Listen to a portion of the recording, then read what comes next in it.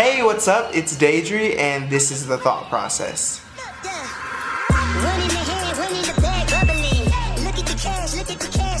In this series, I'll be offering 5 tips and tricks on a topic that you get to choose. I took to Instagram and I created a poll to find out what you guys wanted for my next video. And pretty much the majority of you guys picked how to make a room look expensive on a budget.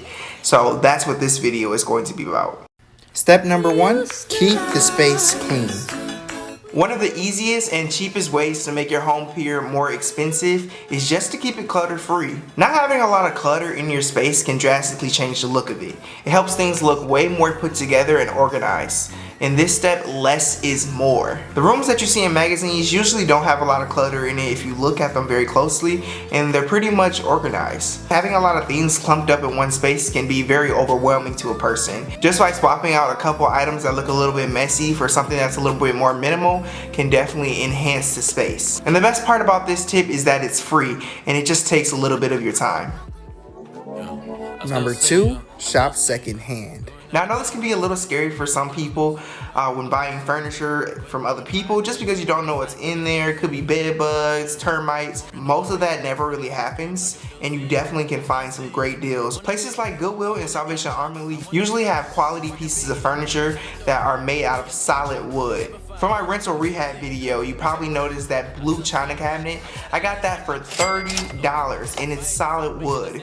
And it's a mid-century piece that would normally go for about $500, maybe even $1,000. And don't be afraid to get something with a few dings or scratches in it, because a good coat of paint will always help that. And that brings me to our next step. Number 3, DIY it. This is a fun way to take something that you love but just can't justify spending the money on it and create it yourself. Now I saw this photo on Pinterest and I really wanted a desk, and I just fell in love with this dining table that I saw in this photo. Now I didn't know where this dining table was, but I knew if I bought it, it would be really expensive. So I decided to make it.